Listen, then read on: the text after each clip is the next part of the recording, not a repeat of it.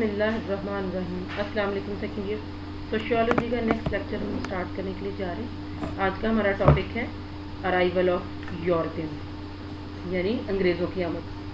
اب انگریزوں کی آمد کے بارے میں ہم تھوڑا سا پس منظر دیکھ لیتے ہیں.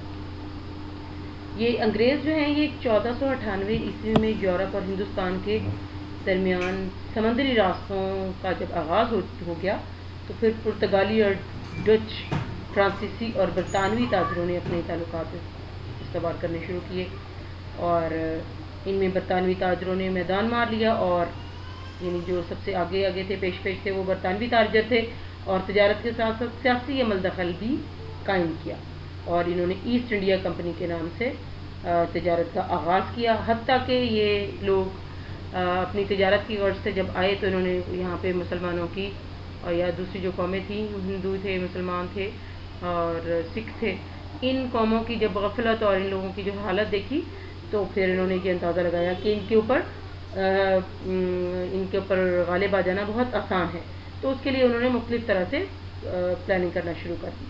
حتیٰ کہ یہ 1857 میں جب آخری مغل بادشاہ بہادر شاہ ظفر کو شکست دینے میں کامیاب ہو گئے اور اس کے بعد انہوں نے بر صغیر پر جو کہ انڈو پاک کے نام سے جس کو ہم یاد کرتے اس پر اپنا قبضہ جما لیا.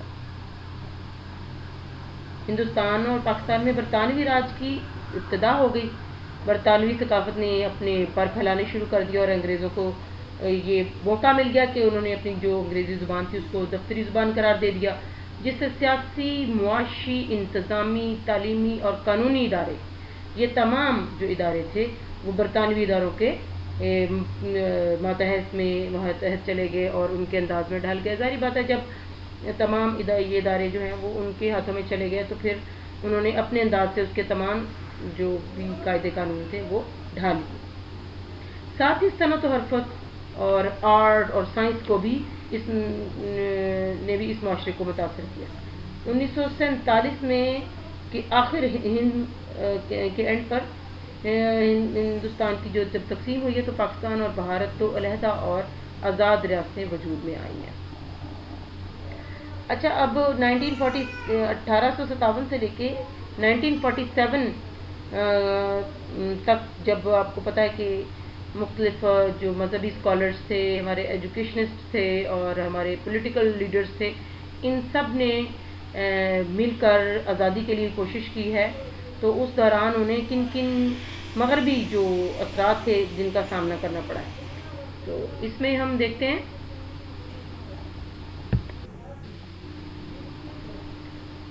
جی تو امپیکٹ آف یورپین کلچر اور انڈو پاک. اب ہم وہ تمام پہلو دیکھیں گے.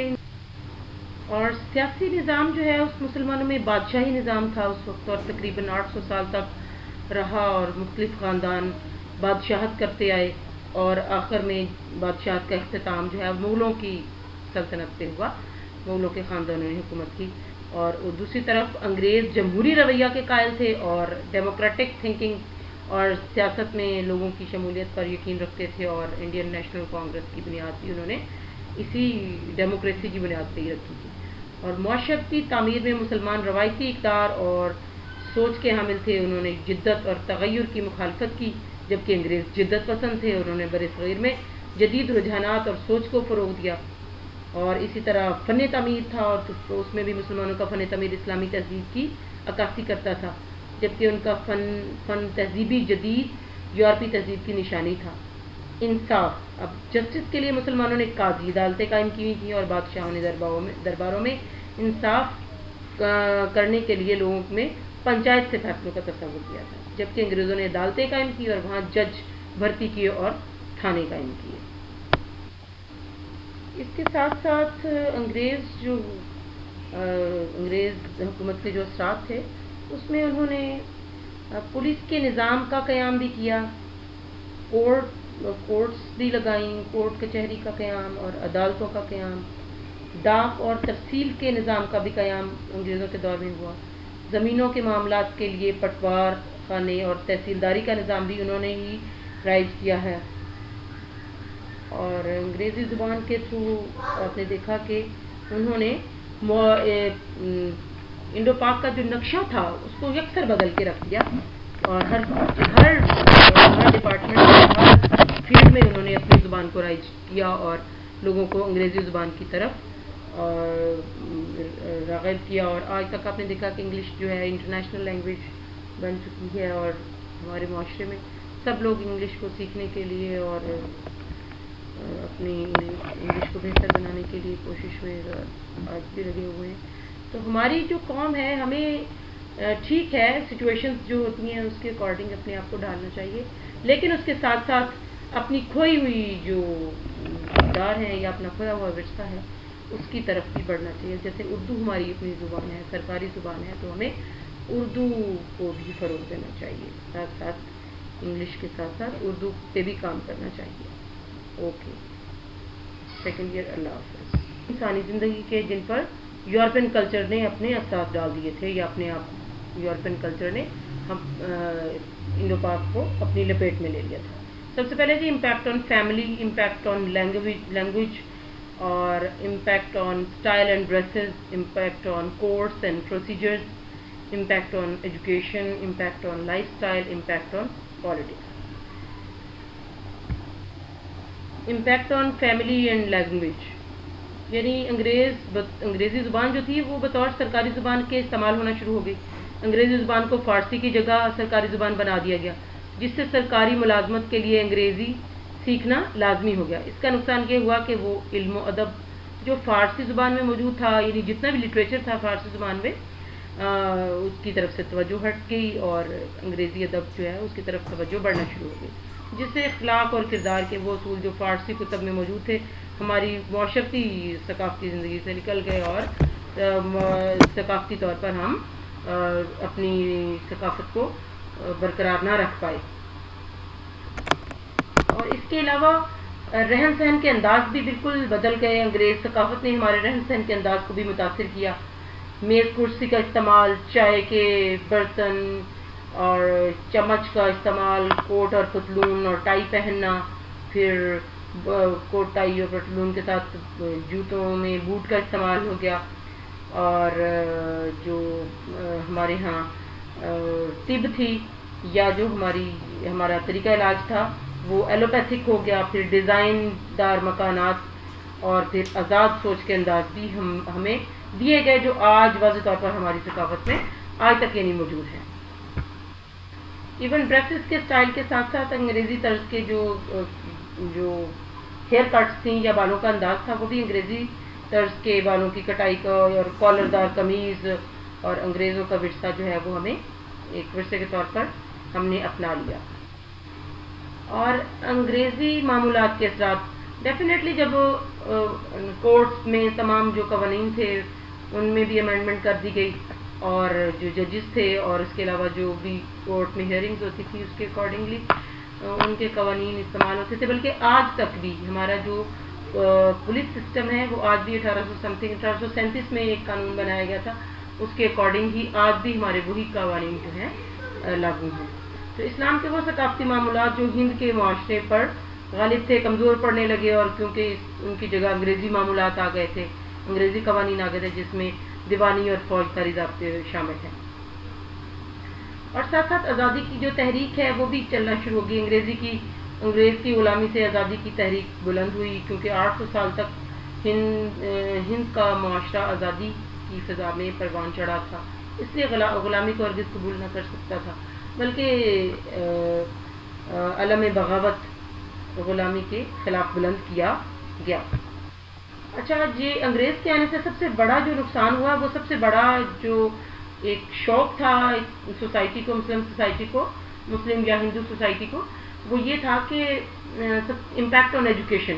امپیکٹ آن ایجوکیشن کا مطلب یہ کہ انگریزی ثقافت نے مرد و عورت دونوں کے لیے تعلیم کی ترغیب دی, جس سے دنیاوی علوم جو ہیں اس میں اضافہ ہوا لیکن دینی علوم پیچھے رہ گئے. لیکن انگریزی زبان کو ہر علم کی بنیاد قرار دے دیا گیا کہ جو مینز آف کمیونیکیشن ہوگا ایجوکیشن کے لیے وہ انگریزی ہوگا. تو چونکہ اس وقت کے جو مسلمان تھے یا ہندو تھے یا سکھ تھے وہ اس وقت اتنا زیادہ انگلش کو نہیں سمجھتے تھے. مسلمان چونکہ انگریزوں سے نفرت بھی کرتے تھے, اس لیے انگریزی تعلیم اور انگریزی لباس کو اپنانے میں ہچکچاتے تھے اور تھوڑا پیچھے رہ گئے. ہندوؤں نے پہل کی اور انگریزوں نے منظور، اور یہ لوگ انگریزوں کے منظور نظر ہو گئے اور حکومت کے اعلیٰ عہدوں پر فائز ہو گئے، اور مسلمان ادنا ملازمتوں پر یعنی چھوٹی ملازمتوں پر رکھے جانے لگے، جس سے مسلمانوں کی معاشی حالت بہت خراب ہو گئی. ڈیفینیٹلی جب ایجوکیشن نہیں تھی تو پھر بڑے عہدوں کے لیے تو وہ کوالیفائی نہیں کر سکتے تھے، اور معاشرتی زندگی میں ان کا مقام مجموعی طور پر گر گیا. اور اس کے علاوہ جو سیاسی اثرات تھے اس میں امپیکٹ آن پالیٹکس میں ہم دیکھتے ہیں کہ انڈین نیشنل کانگریس ایک پارٹی تھی جو کہ 1886 میں 1886 میں یہ پارٹی اے او ہیوم نامی ایک شخص نے قائم کی تھی. تو اس پارٹی کی تشکیل کے بعد جو ہے وہ اس کا مقصد یہ تھا کہ اس میں اظہار رائے کی آزادی ہوگی. تو شروع میں تو ایسا ہی تھا اور ایسا ہی فیل ہوتا تھا کہ جیسے جتنے بھی قومیں یہاں پہ آباد ہیں ان سب کے لیے ہے، سیاسی جو ان کے مطالبات ہیں ان کے تحفظ کے لیے ہے. تو جس میں ہندوستان کے مسلمان اور ہندوؤں نے بھاری تعداد میں شرکت بھی کی، اور بعد میں مسلمانوں نے اپنے حقوق کے تحفظ کے لیے مسلم لیگ قائم کی. جب ان کو اندازہ ہو گیا کہ کانگریس جو ہے وہ خالصتاً انگریزوں کی جماعت ہے، اس میں مسلمانوں کے حقوق کی قطعاً جو ہے وہ بات نہیں کی جاتی، تو پھر مسلم لیگ قائم ہوئی جس کی جدوجہد میں پاکستان قائم ہوئی. اس طرح سیاسی پارٹیوں کے ذریعے اظہار خیال کا حق عوام کو جو آج حاصل ہے وہ بھی انگریزی دور کا ورثہ ہے. اسلامی اور انگریز ثقافت میں اگر ہم فرق کریں تو ان دونوں کو اگر ہم اس کا تقابلی جائزہ لیں تو ہم دیکھیں گے کہ زبان، مسلمانوں کی سرکاری زبان فارسی تھی اور یہ راج الوقت تھی، جبکہ انگریزوں نے اپنی سرکاری زبان کا درجہ دیا اور تمام دفتری کام اسی زبان میں ہوتے تھے. اور لباس، مسلمان مردوں کا لباس شلوار قمیض پاجامہ واسکٹ تھی، اور جبکہ خواتین شلوار قمیض اور دوپٹہ یا چادر کا استعمال کرتی تھی، جبکہ انگریز مرد کوٹ پتلون شرٹ اور ٹائی میں نظر آتے تھے اور خواتین اسکرٹس پہنتی تھیں. تعلیم، مسلمانوں نے مذہبی تعلیم کو فروغ دیا جس کی خاطر بے پناہ دینی مدارس اور مساجد قائم تھیں، جبکہ انہوں نے دنیاوی تعلیم کو فروغ دیا، کالج، یونیورسٹیز اور دیگر تعلیمی ادارے قائم کیے. اور مسلمانوں کے ہاں اسلامی ثقافت میں پردے کا رواج تھا، مسلمان خواتین میں پردہ عام تھا اور یہ پردہ کرتی تھی، جبکہ انگریز خواتین میں پردے کا کوئی کانسیپٹ نہیں تھا. وہ جدید لباس زیبتن کرتی تھیں اور مردوں کے شانہ بشانہ رہتی تھیں، اور دوپٹہ بھی پہننے کا ان کے ہاں کوئی رواج نہیں تھا. اور اشاعت اسلام، اسلامی ثقافت میں تو اشاعت اسلام کے لیے کام کیا گیا، اور جس میں اولیاء اور صوفیاء نے بھی کام کیا، جبکہ انگریزوں نے عیسائیت کے پرچار کے لیے برِ صغیر میں کام کرتے رہے. تو یہ دونوں جو ثقافتیں ہیں یہ یکسر ایک دوسرے سے ڈفرینٹ نظر آتی ہیں. اگر ہم ان کا تقابلی جائزہ لیں تو یہ بالکل ایک دوسرے سے ضد ہیں، مخالف ہیں. تو پھر شروع میں مسلمان اس ثقافت کو اپنانے پر وضد تھے کہ وہ اپنی ثقافت کو نہیں چھوڑیں گے، لیکن اس وقت چونکہ مغلوب ہو چکے تھے مسلمان اور جو یہاں کی قومیں تھیں، ہندوؤں نے فوری یہ فیصلہ کیا، انہوں نے جلدی انگریزی زبان کو اپنایا، ان کے کلچر کو اپنایا، ان کی عادات کو اپنایا اور ان کے لیے ان کے پسندیدہ ٹھہرائے، جبکہ مسلمان جو تھے یہ بہت عرصہ ریلکٹنٹ رہے اور انہوں نے اپنی معاشی اور معاشرتی حالت بگاڑ لی اور ان کو جابس میں اور ہر چیز میں پیچھے رکھا جانے لگا. پھر جب یہ سچویشن 1857 سے چلی اور چلتی چلی گئی، اور پھر ہمارے مشہور ایجوکیشنسٹ سر سید احمد خان تھے جنہوں نے ایجوکیشن کے لیے ایک نمایاں کام کیا ہے، اور انہوں نے پہلے مدرسہ بنایا، پھر اس کو اسکول بنایا، اس کا درجہ دیا، پھر اس کو کالج بنایا، پھر اس کو یونیورسٹی بنایا. یہ نہیں کرتے کرتے 1877 میں انہوں نے اس کو محمدن اورینٹل کالج کے نام سے انہوں نے اس کو رن کیا، جس کے تھرو وہ مسلمان قوم کو انگلش پڑھنے کی ترغیب دیتے تھے اور انگریزی کا پرچار کیا.